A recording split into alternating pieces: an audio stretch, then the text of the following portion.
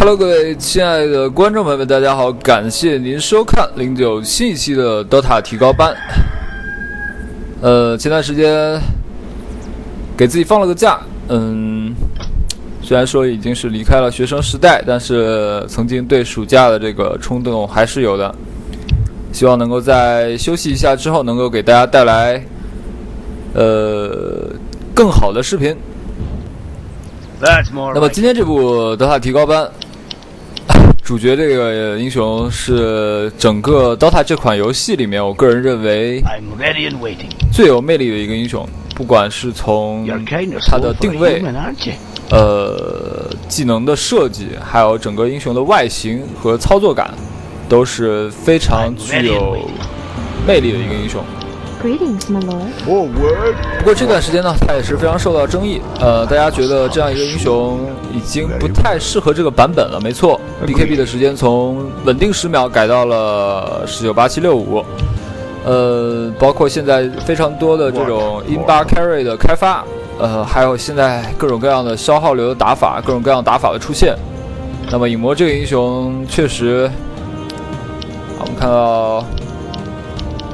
有点不太适应，大家经常看到的一种情况就是有一个队友 repick 影魔或者是首选影魔，然后走中，然后被对方针对，然后这个影魔就会进入一个死循环。什么死循环？就是 TP 出来，然后被人家 gank 掉，然后复活，然后又 TP 出去，手两波兵又被人 gank 掉，然后就30分钟做出一个 BKB， 发现自己的魔法输出和物理输出都不足以杀人。这种影魔是非常容易带领崩盘节奏的。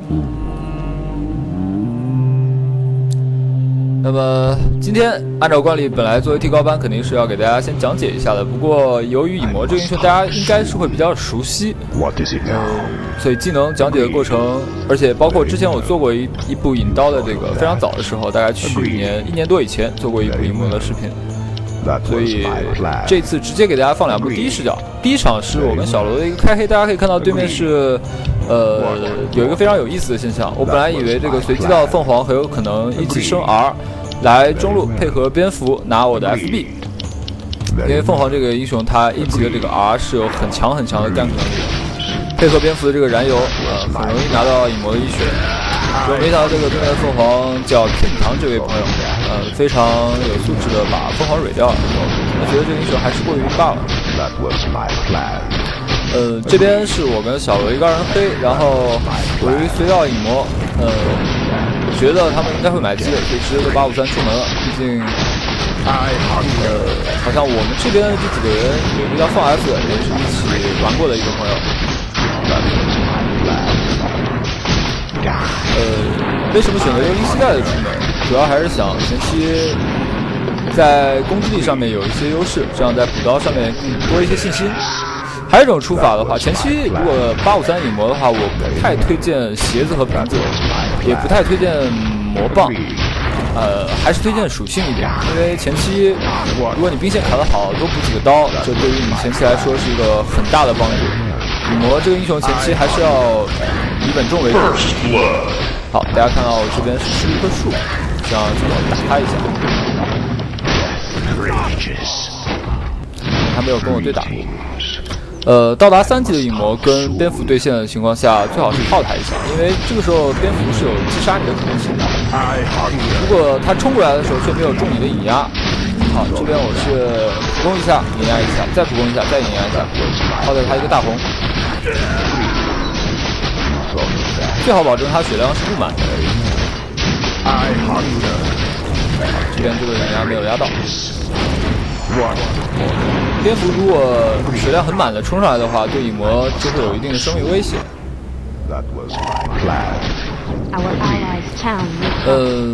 说起来，影魔这个英雄，我对他的感情还是有些遗憾的。大家可能会觉得很奇怪，看到我把这个优酷的空间，这个 banner 设置成了一个影魔的图案，但是我对这个英雄却有一种非常遗憾的感情。原因的话，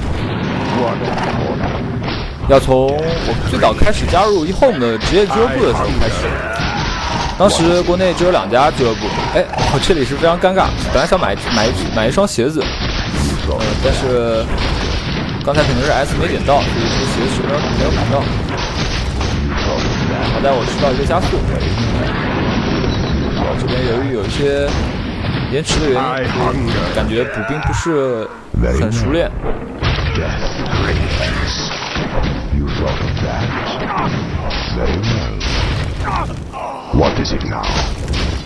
这里我也一直在看他的状态，因为这段时间对我来说是比较矛盾的。我买了一个鞋子，买了一个魔棒。这段时间我一方面又不想让兵线出血，另外一方面我又想去耗他的血量，因为他身上已经没什么毒气了，已经被我耗的差不多了。啊，这边是一个开悟的游走，放一个引压，走一个反向。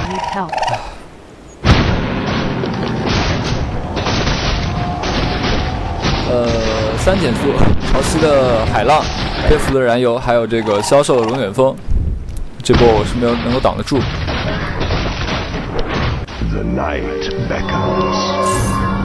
前期对于影魔来说，经验还是比较重要的。如果有兵在塔下的话，我觉得大家可以使用 TP 出去收钱。刚才那个车的经验应该是吃到了。怎么说呢？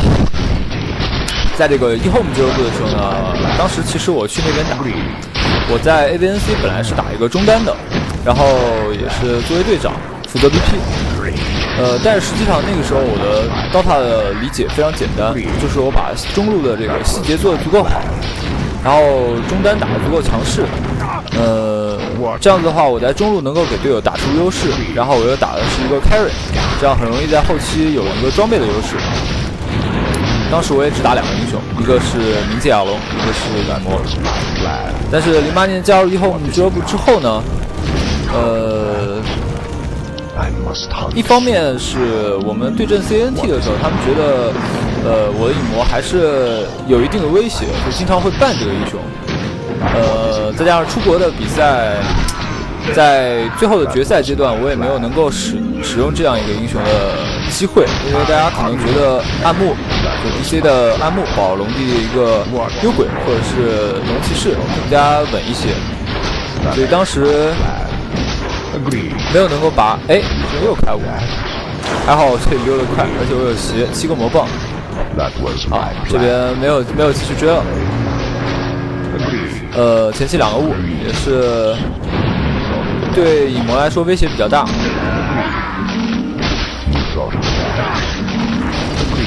我这里虚了，直接把这个兵线推过去，因为我比较想看一下6分钟的神符，应该是在下路，这样蝙蝠肯定是控不到这个符。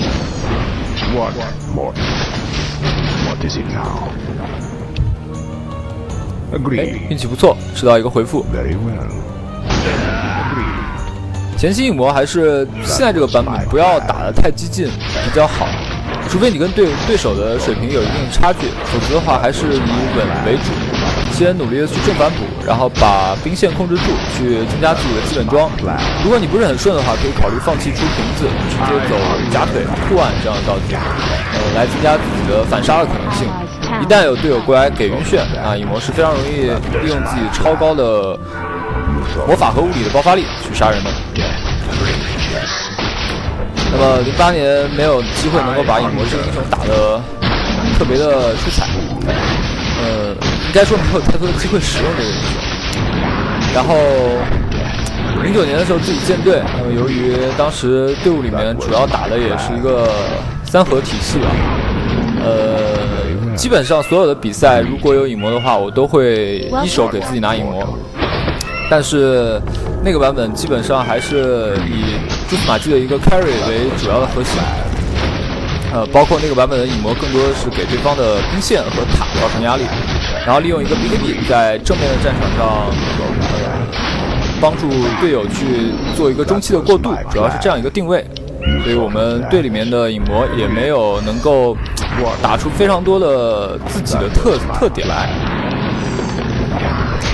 能更多给大家留下的印象是一个嘲讽，所以说这个英雄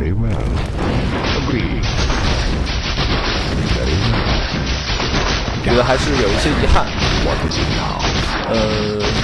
这里大家可以看到我是没有出瓶子，而是直接出了假腿，这几方面原因吧。一方面是这里有个小路给我放了一个减速，我们 Shift 点到这个加速，好，这边是绕过了人马，看一下啊，蝙蝠也在，蝙蝠有拉的，我们先注意一点，回头2个引压啊，配合冰女的这个冰箱带走了蝙蝠，而且又是给了一个 Z 炮。我们看小鹿的力量生长还是比较低的，由于我有假腿，这个攻速还可以，连2下带走，引压成功，利用一个加速式拿到一个3杀，这样一炮没有压中。熊猫把水人吹了起来，还是有机会。我这边加速效果消失，但是追了一下，吃掉大红，看一下水人 ，A 一下，引压。这个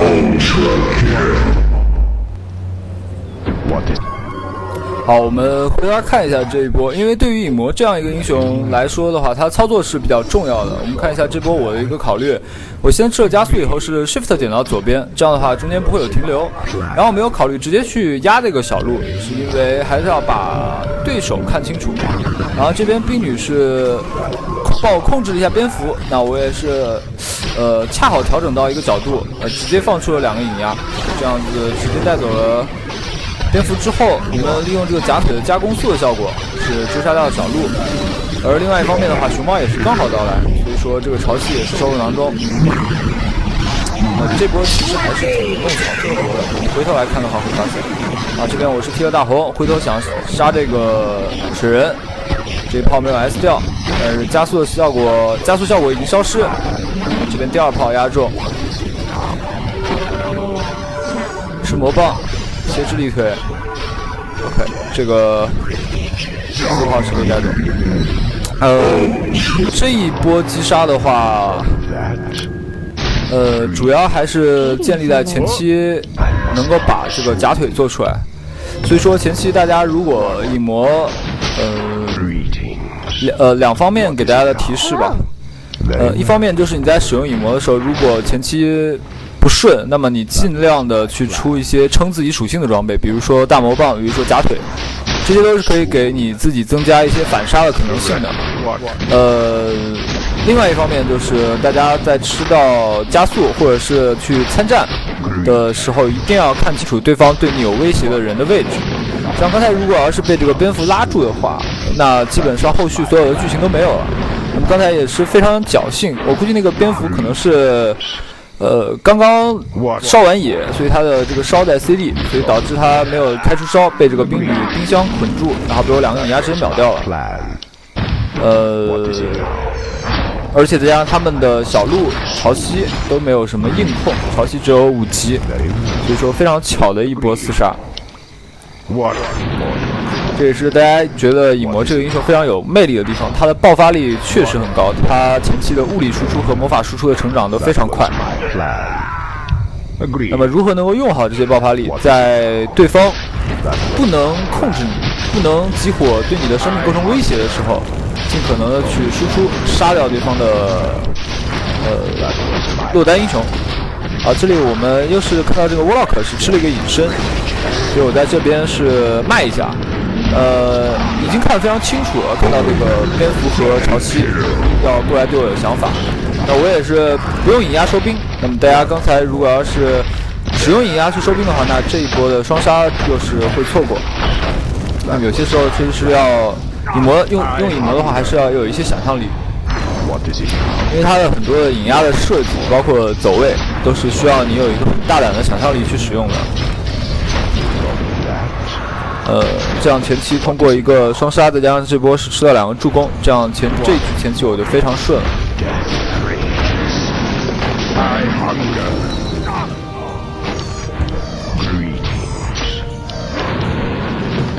这个蚂蚁，应该是下路对小罗的卡尔吧，是被压的非常惨。当然，我们下路卡尔还带了一个帮手，所以是一个2v2。那么这个蚂蚁本身打一个劣势路蚂蚁打一个优势路卡尔就不好打，再加上还有一个帮手的话，这蚂蚁也是被打得很惨。水人是假腿天鹰界，好，看到了潮汐，看到了蝙蝠，潮汐这边已经到达6级。加点的话，我个人建议的话是，小鹿还想减速，这时候还是要认怂。影魔在前期利用自己的高爆发的引压，不管是收兵也好，收塔也好，收人头也好，能够最快速的做出 BKB， 那么就是一切的保障。如果你能够在使用影魔在20分钟以前做出假腿 BKB 的话，那我相信没有队友会说你坑爹了，因为这会保证整个团队一个中期的一个团批的优势。毕竟20分钟的 BKB 假腿的影魔，它的输出是非常强的。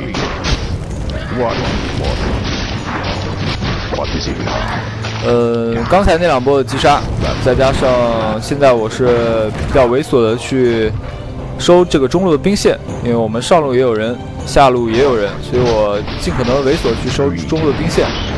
实在不行的话，我就去打野，尽可能把这个 BKB 给打出来。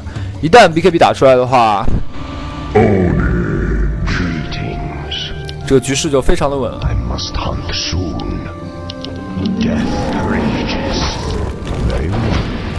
这里的队友一直是在读秒。好，看到了，证明潮汐啊，冰女是在读秒。潮汐和小鹿没有开悟来搞我。我们这里又是收了一波野，回来收到中路这个钱。身上有 TP， 随时可以支援。先抿截腿，因为上路潮汐是有大的，在我没有 BKB 之前，不要去跟他硬碰硬。这套出装，可能大家也看的比较多了，也算是我认为这个版本影魔最稳的一套出装，就是它能够引起影魔的作战能力发生质变的3样道具。第一样叫做 BKB， 第二样叫做蝴蝶，第三样其实要看情况了。如果你想要暴力输出的话，其实可以直接在 BKB 蝴蝶之后加疯狂面具。如果你想要秀的话，你可以加入这个跳刀。好，这边我们看到加速的蝙蝠是直接拉住了小罗卡尔，小罗卡尔是出紫苑的，所以这一波直接被秒掉。潮汐 TP 下来以后也直接放大，我直接摇大，看一下这边是一个1级的大招，但是由于贴身的效果，我们一个刚才吃了魔棒，非常极限，杀掉了回头想杀我的蝙蝠。那么大家可以看到，刚才那波如果我能够成功打出 BKB 的话，刚才那波是不会亏的。但是由于没有打出 BKB， 影魔这个英雄被人冲脸，那么一定是这个下场，哪怕对方的人并不是很齐。潮汐的一个大招之后，过来一个卯击，一个浪一个卯击，再加上小鹿的一些输出和蝙蝠的一些输出，是必死的。我们刚才也比较可惜，没有升到。这边水人是，我们看一下小罗吹风雷暴，冲击波，一套技能给的还是比较好。好，不算很亏吧。我在临死之前带走了一个蝙蝠，这也算是影魔比较简单的一个打法吧。就是假腿，然后有一个魔棒，这样的话，在对方要杀你之前，尽可能去换最多的人头。那么其他的事情就是分析对方的位置。如果对方齐合推的话，你感觉能打，就选择一个最安全的时间过去；如果感觉不能打，就赶紧去换线。那平时的时候也是，尽可能在整个地图上去搜索自己能够打到最多资源的一个位置。尽可能快的把这个 BKB 打出来，那么有了 BKB， 一切就进入节奏了。那么接下去，不管你是蝴蝶之后要出跳，走飘逸流，还是要出疯狂，走这个暴力输出流，或者你要走这个支配，走一个稳妥的后期转这个撒旦，再加一个 DPS 装，都是很不错的。That was my plan. Agreed. 好，这局我的任务已经实现了，就是在20分钟以前做到了这个 BKB。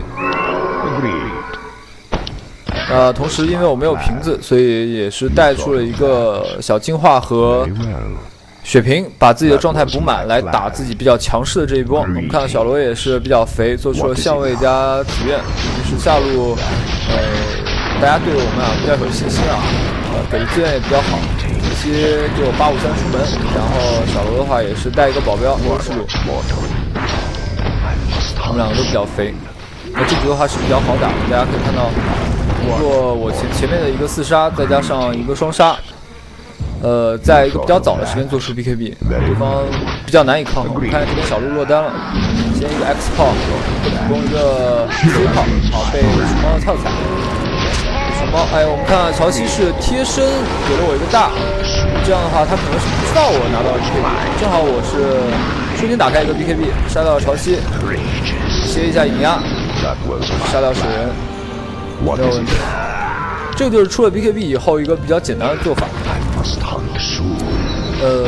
等对方近身，然后开 BKB 摇大，然后瞬间普攻引压，这样子达到一个比较极限的输出。那么对方如果刚不过正面的话，那接下去他们能够打到的资源会更少。那么影魔接下去，你看，如果你身上有 TP 的话，现在打赢了正面团战，不管是去收肉山、收线、收这个防御塔，都是很快。因为影魔这个英雄他就是这样。大家可以看到我这个输出是比较高的，我没有切野腿，也有200接近200的一个攻，这个他打的有点太奔放，这波我是不能上。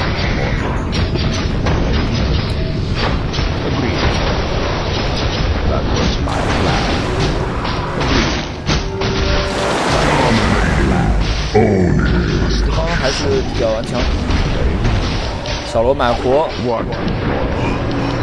我们的熊猫和卡尔是阵亡了，卡尔叫 GC87，这选手也挺不错的，跟我打2盘都是首选熊猫，然后去猎单，基本上是走秘法加套的一个路线，还算是比较容易赢的这样一个路线，因为本身熊猫也算是这个版本很强势的一个英雄。你看小罗又是利用自己的紫苑加雷暴，而我这边的话。打完一波团没有 TP 回家，选择是 TP 去下路，这样下路的资源是比较多的，所以我不选择用引压去清兵，更多的是留一下魔。毕竟这个下路又可以收线，又可以收野区。现在这个野区改了刷野，效率是非常高的，就是说有尸体不会阻挡他刷野。所以像影魔这样一个英雄，如果能够进入一个打团打赢，然后再刷野，那么很快的做出一把蝴蝶，就可以很简单的去碾压对手了。而这局的话，我看过这个 P 神影魔 ，P 神有一种加点方法是，1级的这个魔王降临，就是1级的光环，然后加黄点。这种加点方法呢，酌情使用也是挺不错的一个加点方法。如果你出的比较晚，需要黄点来，感觉对方没有那种防很低的英雄吧，需要黄点来增加你自己的魔法，来提高你的打野效率，然后需要自己的这个黄点来提高自己的生存能力。那么这种就是1级光环加黄点也是挺不错的一个做法。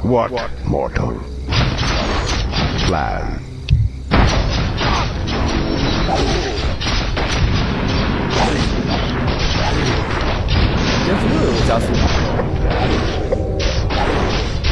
好，这里我们看到上塔岌岌可危，直接来到上路。这边服饰肯定要想要反补这个人，把这个塔直接打掉。看一下对方的人，上路河道眼应该是看到对方有人在往上路走这个动向。那么影魔在拥有 BKB 之后，也获得了一个更加安全的带线的途径，就是一旦有人来抓你，除非有跳刀 BKB，跳刀蝙蝠的这种无视魔免拉，不然的话你可以很潇洒的 BKB 回城，也就意味着你可以把线带得更加深入一点，可以在他们野区，在对方的场地获得更多的资源。这种做法是我比较推崇的，就是因为本身大家的资源有限，如果你敢打比较危险的地方的资源，那么一定是会对团队资源有优势。话题说远，大家可能平时还是以打路人为主，所以说这样的小罗节奏不是很好了，小罗这场打的也比较积极。我们两个也算打了，就是打了挺多局了。之前可能输的比较上头，所以这局。好，我们看到这些人杀了小罗之后，准备继续往上路来包。虽然有 BKB， 还是稍微怂一点，毕竟能省则省吧。BKB 有10秒的 BKB， 那么尽量还是让他在最关键的时候用出来。我这个 BKB 应该已经是9秒了。好的，我们升级到了14级，拥有了一小攻，在22分钟。这一局按照这样的一个发展势态，像一样，熊猫的跳踩加9物，因为是一个秘法熊猫，秘法跳到1丈，所以说它的魔法非常多，它可能把9物的等级也提高起来了。这样的话有一个高等级9物配合踩，我们看刚刚是连续在同样一个位置中了我3炮。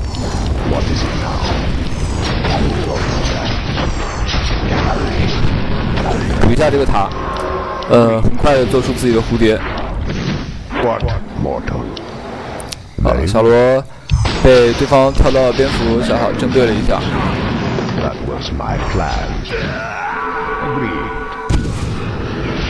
哇，直接砸大了。这里还有潮汐，潮汐是有大的，水人开启了 BKB。That was my plan. You thought of that? That was my plan. Courageous.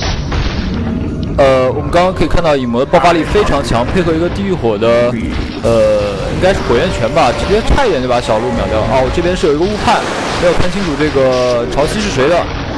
那么直接开 BKB 摇大之后，虽然是2级的大招，但是我们可以看到正面的作战能力是非常强的，直接把对方的阵型冲散。对方冰女是直接逃掉，小鹿也是逃掉，但是他的方向不是很好。所以潮汐一脚踩大之后，我们看一下影魔这个时候还算是比较肉了，1400的一个血量，因为第一波他们的酱油已经被我们冲散了，所以这一波潮汐的踩大也没有任何的作用，输出已经不多了。先把小虫清掉，看一下潮汐还是对我有想法，但是水人不敢跟上了，而且我身上是有一个15个魔棒，是比较容易的做出反杀的。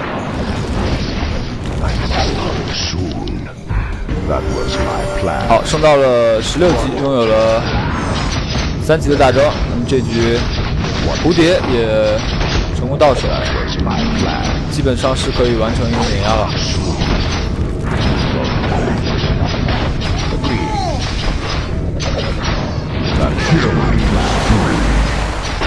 绕一下，看一看这个战局如何。潮汐是没有 BKB， 直接拍死蝙蝠。我想压 Z 跑，没有压中。我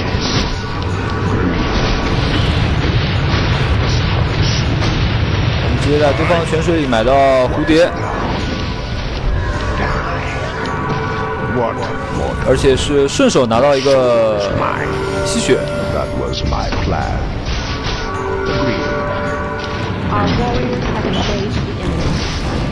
有些同学可能会问我这边是要做支配还是做疯狂？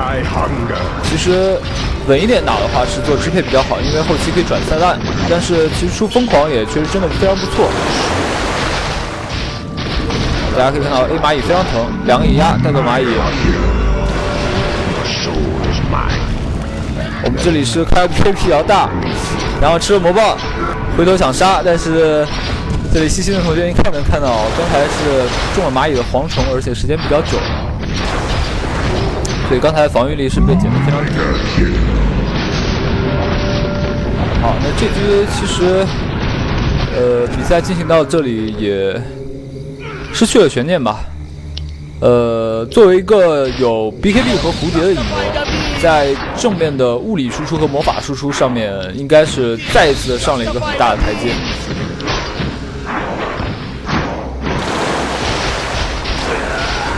这个冰女没办法。为什么影魔这个英雄特别的适合蝴蝶？这个问题其实我也有很仔细的想过。几方面原因，但一方面是因为影魔本身它的加攻击技能和减防御技能都有了，那么它其实缺的主要是攻速，而蝴蝶是一个非常好的加攻速的道具。当然，强袭也是一个。为什么选择蝴蝶？最主要的原因还是因为，在拥有 BKB 的影魔 ，BKB 之后的影魔，它基本上对对方的魔法输出，不是很在意了，因为它的 BKB 的这段时间，它的非常高额的伤害，可以对对方有机会对影魔用魔法输出的人造成很大的一个威胁。所以说，影魔可能只会怕一些物理的输出来冲脸，比如说像开着 BKB 的鱼人，或者是开着 BKB 的幻刺，这样英雄是冲脸。那么这个时候，蝴蝶的35%的闪避就对影魔来说非常的重要。所以说这种装备路线已经是成为一种主流了，大家可以有兴趣的话可以尝试一下。那我自己的话也有一些比较非主流的打法，也算是打出了一些效果，这里也可以给大家推荐一下。有一种呢是直接走绿杖的路线，就是假腿绿杖。这个我觉得在很多局势里面是非常不错的。比如说你看到对方有小骷髅或者白牛这种比较肥，感觉很克你，那么你可以很快的掏出一个绿杖。绿杖的话，首先它加全属性，而且出完绿杖假腿以后，你出一个跳刀，这样秀操作的空间非常大。全属性是本身就是影魔比较喜欢的，然后虚无了自己以后又可以放影压放大。这里我切入是直接配合小罗杀掉这个水人，因为他没来得及开启转换。另外一方面，这种出装影魔就是平 A， 基本上就是平 A， 像一个移动的炮塔一样。像刚才说的这种假腿绿杖跳刀，然后后面转虚灵刀的这个路线，我个人也是非常欣赏。好，对面打车机，那么今天第一场这个第一视角到这告一段落。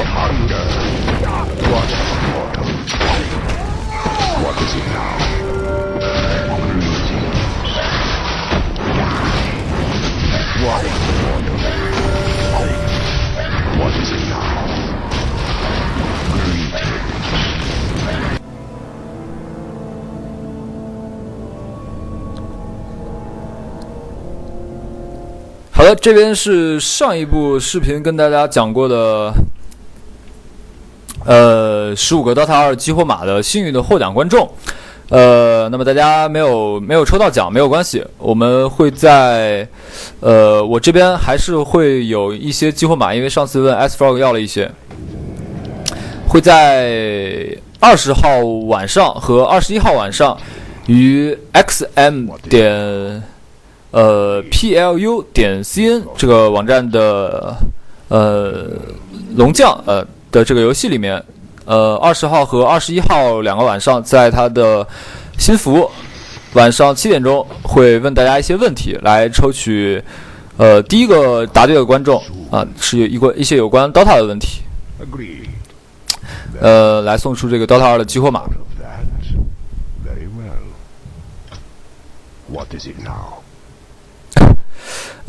这场呢是我个人的一个路人，然后由于是单排，所以也没办法有太多脾气，一般还是低调为主，所以上来就直接选了影魔买了只鸡。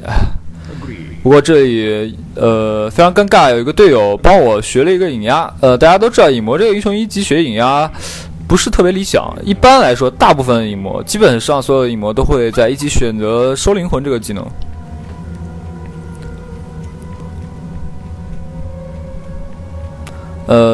这样子的话，前期就需要打得猥琐一点，因为本身自己的属性不是很多，只有4个树枝，一个吃树，一个大红。那么前期还是要尽可能快的把自己的装备打起来。我们可以看到对方的英雄小鱼人、山岭、人马和这个水人。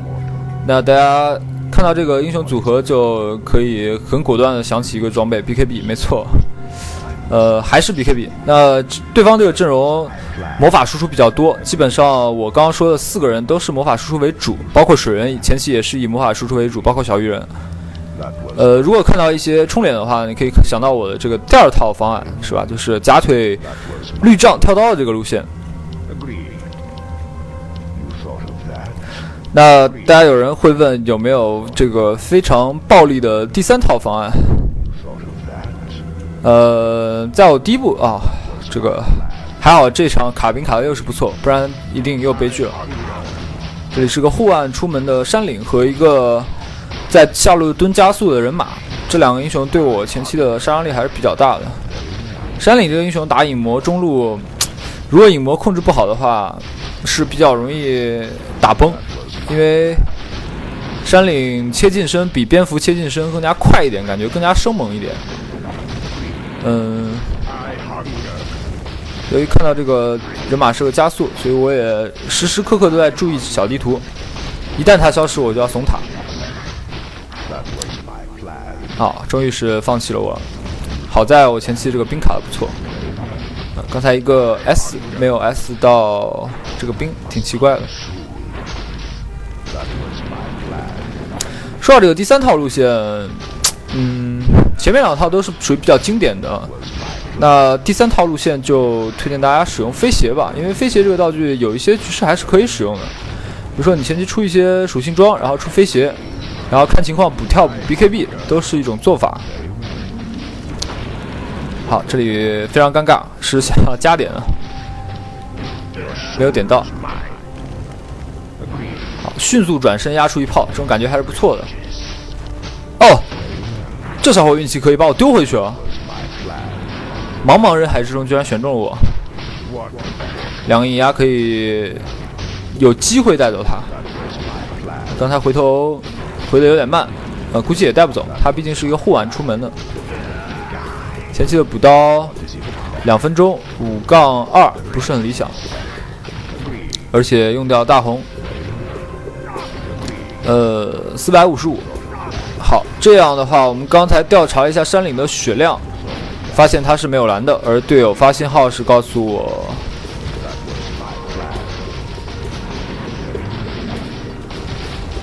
神符是在上路。好，补到了600块的瓶子。哎，这个兵也没补到。这局我还是出瓶子，打山岭的话，鞋子的作用不是太大，我觉得出瓶子跟他拼一些消耗还是比较好的。刚才去上路探了一眼，是一个隐身符。山岭100多的蓝不是很虚，有机会磨他血就尽量多磨他血。有时候也是有这种击杀的可能的，尤其是你远程打一个近战，影魔这个英雄压近战还是有压的，还是可以压的。好，拿到瓶子，准备去上路装隐身。当然现在不是一个最好的时机，因为现在兵比较多。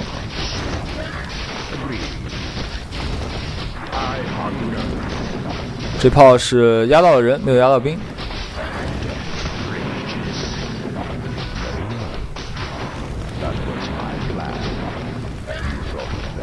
前期补刀方面感觉不是很流畅。好，这几个兵刀是都补到了，升到了关键性的5级。看一下山岭，还是一个技能的魔法。不过我们的肉眼应该是可以看到下路的人马又消失了，所以从小地图上看到的啊。所以我这边怂一点，先去把隐身吃掉，毕竟这边小兵也不是很多。不会损失很多的经验，这样我就处于一个比较安全的位置了。啊，这里山岭直接看到人马直接开隐身，人马踩了我一脚，没有放出双刃剑。好，这样是躲过一劫。风行支援。哦，这个引压没有压死，第二个引压还是压死他，持平。我们看人马在跟我放一个引压，反跑。这里是被小兵卡了一下。好，风行这波支援还是比较到位。包括我刚才这个小细节的处理，就是看到人马好像是从下路来中了，而且当时去吃这个隐身损失的经验也不会很多，所以我考虑是在中间的一个时间去把这个隐身神符装下来。这波还是比较有效的。首先是率先击杀掉山岭吧。我在中路的话比较害怕山岭，所以山岭如果先死掉的话，他等级上不来，那么我前期中路还是可以多站一站。啊，这里目测是一个山岭和人马的2连，就是山岭把人马丢过去，然后丢一个伤害，然后人马直接跺地板，然后一个伤害，然后人马一个双刃剑加山岭一个 V， 等于说是一个超远距离4连。比较变态的一个路人组合。这边目测又是对我有想法，不过捡回一条命吧。刚才我也有点大意了，我觉得他们可能这个4连可能搞不死我，因为看到这个山岭魔法它是不够2连的。没想到他们还真想，这个山岭还真想把这个人马丢进塔。6分钟做出斜平不算慢。我们继续去混我们的基本装，看情况去又来了，我走了，这次我认怂了。毕竟这个时候被杀几次影魔这是影魔最容易崩的一个时间，在对方的 gank 英雄有一定的等级之后，这是影魔非常容易崩的时间。6分钟的神符，我们来到了下路，很有幸的拿到了一个幻象。这里看到风行再一次的过来，人马消失了，那有可能是在上河道。山岭以为伏在上路，给一个引压，第2个引压，风行捆住，好的漂亮。第3个引压开幻象，回头 A 他 A 死，人马在下边，从下面出现。好，我们加到了7级的引压，这人马给他点机会，因为我也是看过我刚刚那个血量，应该是秒不掉。这波又是在风行的配合之下拿到了这个双杀。大家可以回头想一下，刚才那波，是一个满血的山岭，然后中到了我的3个炮，还有风行的一个束缚技加强力击，还有我的幻象的一个普攻才死掉。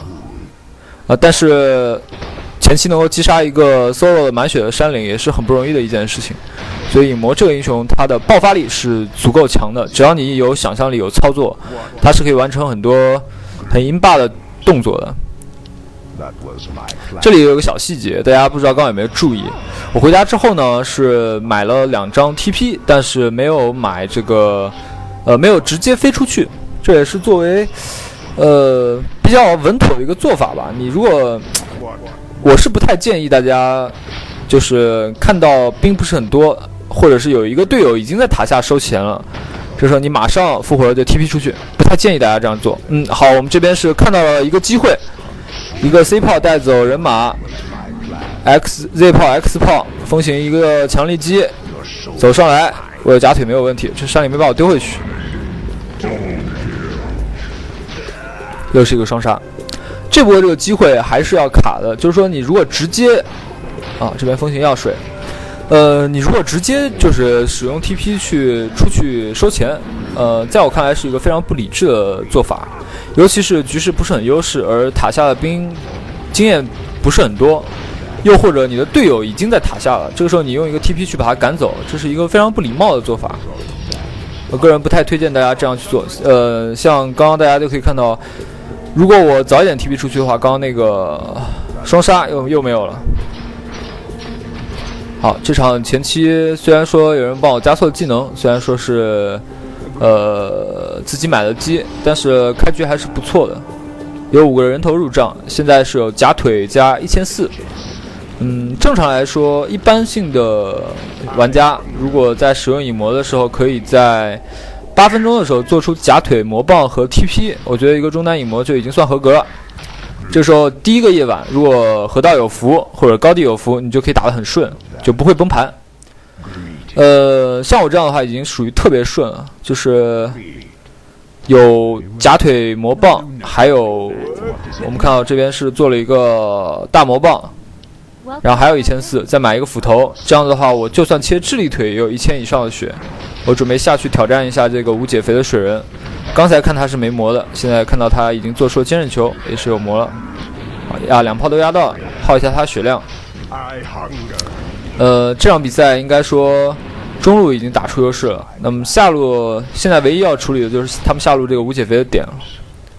我们的话，他们的话阵容其实还挺不错的，一个4保1水人的一个路线，控制挺多的。好，我们这边是切了双倍，这水人 W 不是很远，风行捆住水人。大家可以看到这个前期的爆发力是非常强，人马马上 TP 下来，对我丢了一个双刃剑，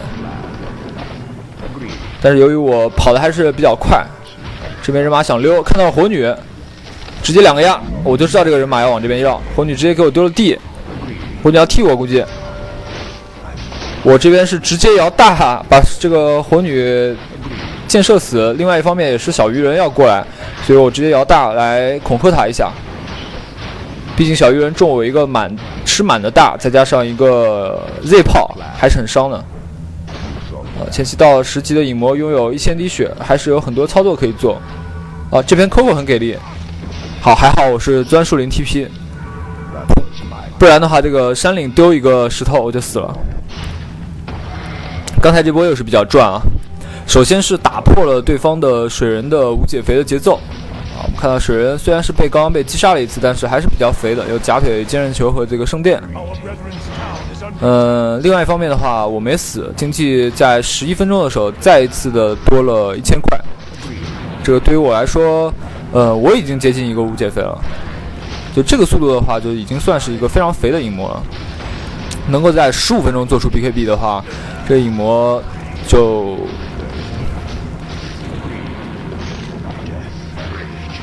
基本上属于一个能够以自己的节奏去拯救局势的节奏的这样一个影魔了。那么我努把力这盘是有机会的。这里看到对方下路的人不在，所以完全不吝啬自己的魔法，调成智力腿2炮收掉兵，马上换一个位置继续打钱。这就是影魔恐怖的地方，他可以非常快的收兵，可以对对方的塔造成很大的威胁。这边是看到山岭吃了一个加速。上路也没有蹲到神符，这里有人拉了一波野，非常舒服，很有机会。15分钟以内的 BKB 很有机会。看到上路一个小鱼人，我们下路的夜魔死掉了。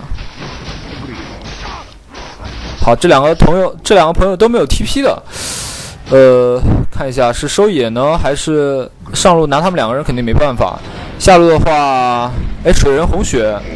我决定来下路，不想再收野了。我觉得下路这波虽然是感觉是个残局，但是其实影魔这个英雄不太适合收残局，他没有很强的机动性和控制。但是我还是来了，这边运气不巧，一上来先碰了一波兵，被这个兵看见了，风行直接上。我这边是选择绕一下，兵卡住我绕出来，一炮没有压死，调整一下位置，一炮加一个普攻带走。又是这个剧情。这个人马又是想踩，没踩到我。船长一个红流，水到人马。刚才大家可以看到小地图左边是有一个小鱼人的，应该是有对方一个人，对方上路2个人买了 TP 还是下来了，所以我刚才没有选择回头续压。小鱼人和人马2个绕后，机器人打到一半被晕住，直接秒掉了。这机器人也比较郁闷，飞到一半被晕住了。这个是打断机器人的一个做法。好，这边还是有机会，15分钟以内 BKB。所以这一波几方面原因吧，一方面是还有10几秒刷符，另外一方面中路有限还有一方面原因就是我还差400块 BKB， 所以这一波我没有选择直接回家补给之后 TP， 而是选择来中路带一下兵线。2700，下路打得很惨烈啊。又是收到我们的风行，对方这一波反扑还是比较成功。好，非常漂亮，刷了一个回复。船长的2连没有留到人，他们回头又要杀这个船长，船长估计是走远了。船游的效果还是可以撑一下，直接丢大。这边对手还有4个人，我们这边吃了回复，看一下机器人，漂亮。一个引压正好把他们2个都带走了。这个机器人刚才是吸引了很多火力，我也是在树林里面藏了一下，看尽可能，因为我跟机器人这2个英雄都是没有控。大家都知道影魔这个英雄在爆发非常高的情况下，他也是有一个输出前提的，就是对方不可能看到你能杀他，他白白的给你杀，所以说一定要耍一些小伎俩，就是在对方不知道你位置的情况下，以一个比较狡猾的这种位置去放技能。是比较理想的。像刚才当着对方的面去冲去杀这个水人就比较难，必须有队友的控制。那这波拿到一个3杀，我们看一下，回头一个引压，再一个引压，这2个引压瞬间放出，没有被他的技能打断。我身上有15个魔棒跟他对点，吃掉魔棒之后，他发现点不过我。好，前走一个引压，带走水人，也是达到了超神。大家不知道能不能感觉到刚才为什么水人打不过我？哎，这里又是一个很漂亮的强力击，束缚击。丽娜踢了一下躲掉，看一下另外一方面是有一个丽娜和一个人马。人马是兜了一圈想要找我，人马对我的仇恨还是比较高。丽娜也是兜了一圈没有找到我，那我对这个丽娜有点想法。6级，我有4个魔棒，好，这2个引压全中，一次普攻。这个就是优势的时候啊，我还是建议大家把这个魔王降临这个技能点满。如果劣势的话，你需要魔法和血量的话，可以加黄点。但这个技能速成还是挺强的。大家可以看到，刚才的水人是圣殿，然后坚韧球，面对一个假腿的4级光环的影魔是完全 A 不过，这就是影魔的恐怖之处。他前期只要有一个假腿，在他的物理输出面，任何人跟他去比物理输出，不能说任何人吧，说他物理输出还是比较可观的。这样这波下路我赚的有点大了，连续的利用一些小的细节的操作，杀了非常多的人。那么这波就不简简单单是一个无解飞的影魔了，就是一个可以秀的影魔了。那么这样的话，大家应该会知道我出什么了，就是这种局势的话，基本上还是出几种可能吧。一种就是出这种高的 DPS 装，达到这种很爽的杀人效果。另外一种就是稳稳的 BKB， 然后再加一把跳刀。我也是想了一下才出的这个跳刀。这里对方中路又要干我们机器人还在骚应该是那边没数了机器人还是死掉了。我这边马上 TP 过来开隐身，看一下对方人很多，先找谁下手？还是先小鱼人吧，这边被捆住了，一个普攻，开 BKB， 一个引压，再一个引压。本来小摇大看到对方逃掉了，跳过来摇大，再加一个引压，一个普攻带走人马。影魔的跳刀，我个人觉得在出了 BKB 之后再出会比出 BKB 之前出好。不然的话还是会出现我说的那种情况，就是复活了 TP 出去刷2波钱送掉。然后再复活了，再 TP 出去，再刷2波钱送掉，然后苦苦的30分钟把这个 BKB 补出来，这个时候就已经很黑了，这个蝴蝶就跟你没关系了。作为一个影魔，如果做不出蝴蝶的话，我觉得不是一个好影魔吧。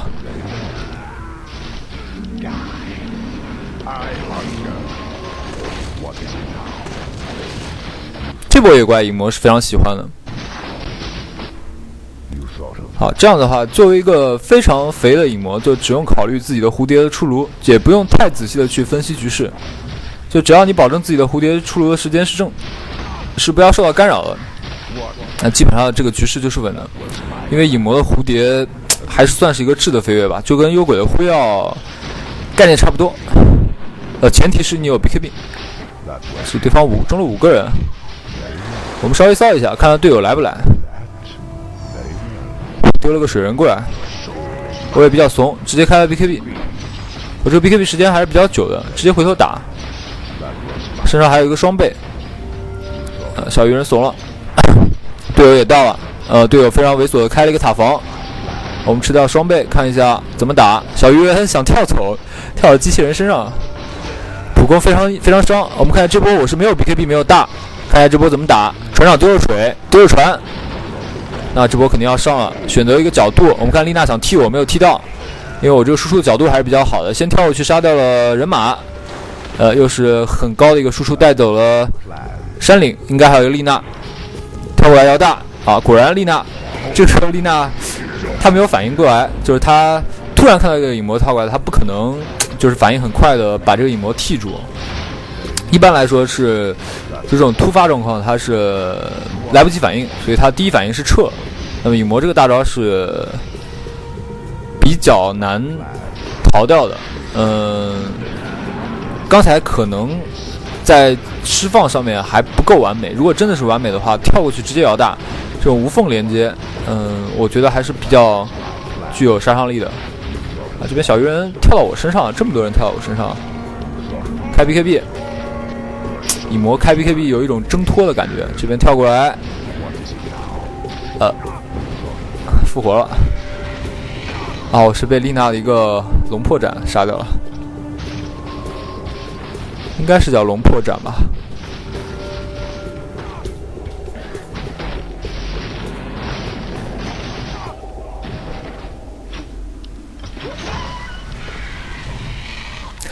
影魔这个英雄呢，怎么说呢？我个人觉得是成为高手必须去进修的一个英雄，因为它会激发起你对 DOTA 的热情和这种嗜血的感觉。当然，你不能是这种单纯去刷 BKB。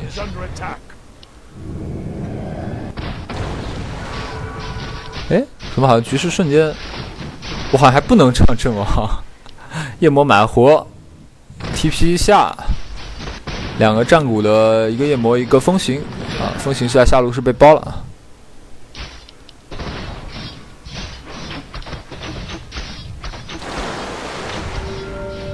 夜魔赶来，沉默是没有给到小鱼人，是给到了山岭。我们赶紧 TP 下来看支援一波，夜魔是被带走了。这个还是要稳一点，把蝴蝶刷出来。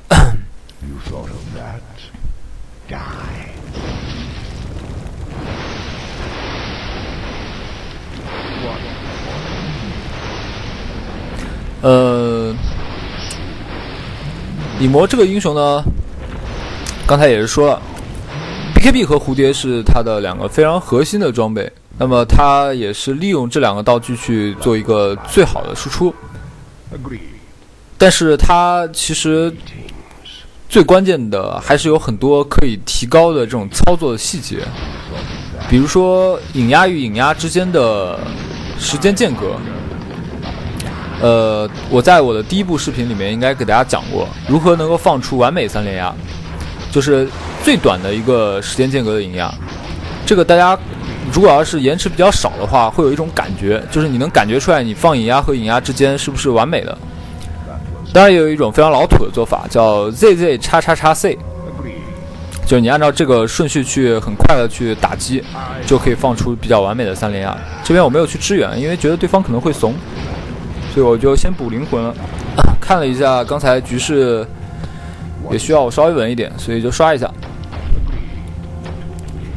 包括在出到了 BKB 或者跳刀之后 ，BKB 摇大之后的这个普攻加影压，也是能看出一个高手影魔跟一般影魔之间的差距吧。就是有些影魔打出来的感觉跟正常影魔，就是一般大家这种影魔不太一样。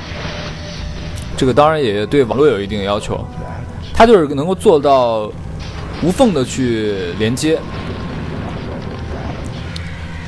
当你做到这一点的时候，你会对自己的 DOTA， 不光是影魔这个英雄，对自己的 DOTA 充满了信心。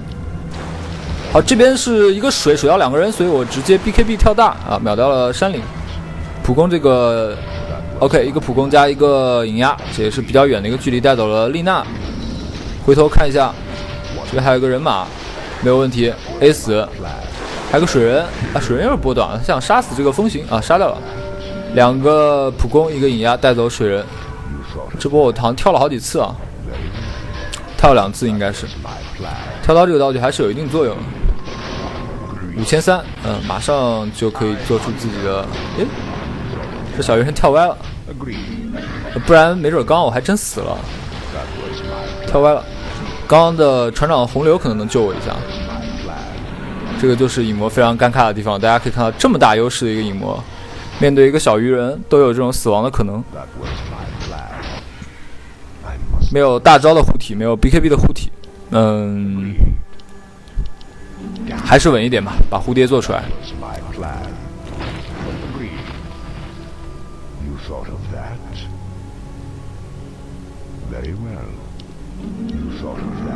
想了一下，这场比赛出什么样的装备？因为我刚刚发了个信号说肉，然后我看到船长也往肉山这边跑，但实际上我的就是说我这蝴蝶还是差200块啊，别风行着急，那我们就先打了。本来我想把这个蝴蝶做出来，拿到蝴蝶再去打肉，现在打肉是有一定风险的。我们可以看到船长是没有任何的肉装。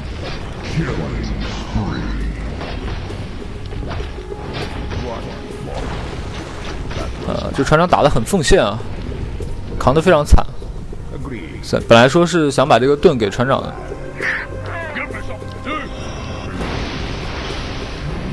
好，做到了自己的蝴蝶。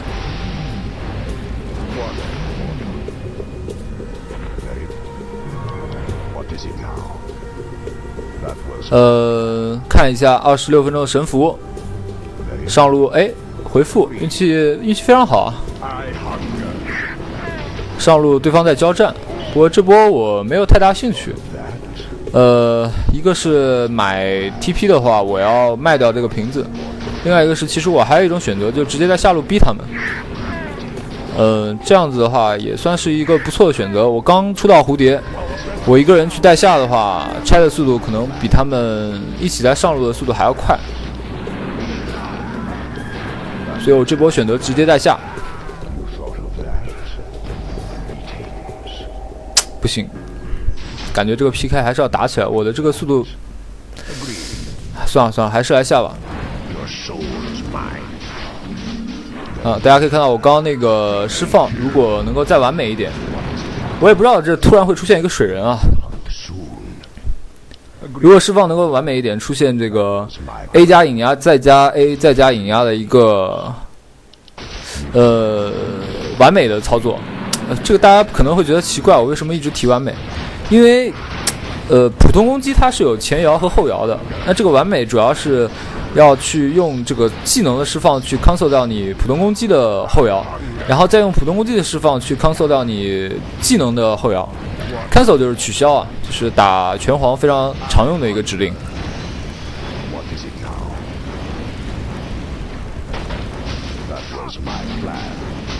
这个幻象我有点打不过，100%的血，50%的攻击力，打不过算了，反正人也牵制回来了。后面我还是没有把这个心态调整回来。其实为了给大家做优秀的视频，应该还是保持我最初1年玩 DOTA 的时候的心态，还是以这个快感、以秀为主，可能是会打出大家最爱看的这个视频。28分钟的符不在这边，我们再刷一个什么呢？现在这个局势，我觉得应该还是出一些比较暴力的装备会比较好一点。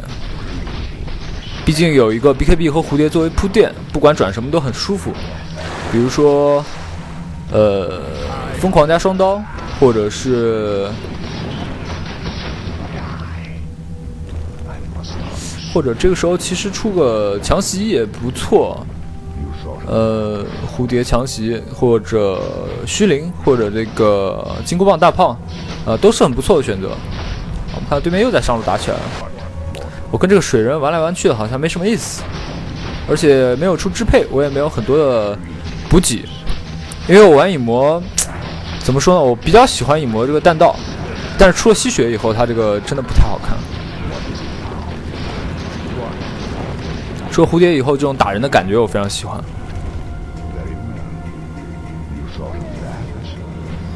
好，神符没有拿到。这波对方5人齐，我们死1个，这样的话，我有盾，有 BKB， 有大。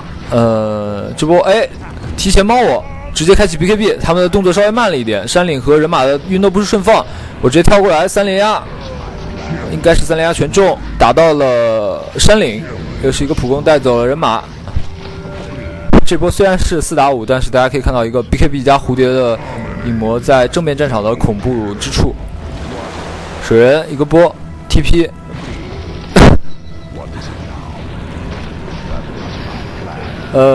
机器人非常漂亮的一个 TD2连，也是做到了自己的核心装备。而我这边的话，想了一下，还是出一把现在这个钱能够买到的极限的装备吧。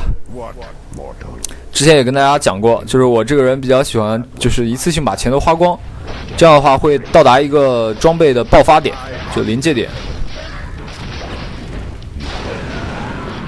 买了一个胜者遗物，基本上胜者遗物只能出3样装备，一件是圣剑，一件是辉耀，一件是深渊之刃。有盾的话，我是准备出一个圣剑，应该不会出太大的乱子。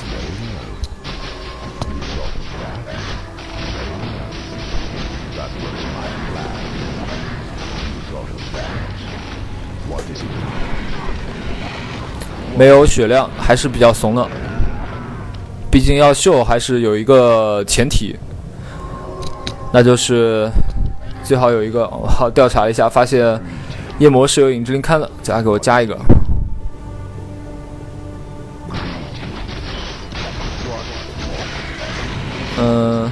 又复制了一个我的幻象，让他逃掉了，让这个幻象逃掉了。人马什么情况？人马一马当先，直接被拍死了。对方也有点乱啊，可能看到装备差距比较大了，也比较郁闷。好，风行出了个暗灭，挺有意思的。这样子的话会出现一个护甲减12，影魔的光环是减，应该是减11。这边插回来了，水人被插回来之后，2巴掌 A 死。打塔也非常快。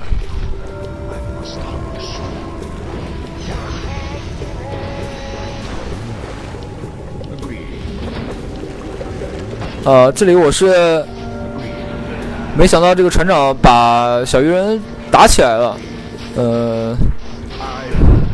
小鱼人跑得也够快，有一个魔棒，这边想要秒掉小鱼人没有能够做到，不过没关系，超高的输出瞬间将对方的中路破掉。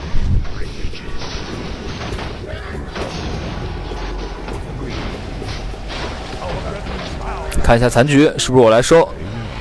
人马被机器人带走。A 一下这个山岭，好疼！山岭火女，这火女对我还是有点想法的。3下 A 死，躲了一下小鱼人的啪，那小鱼人是没有。好，这一波打完之后，对面也是打出了GG。那这一期的视频也要到这里结束，我们下一期再见。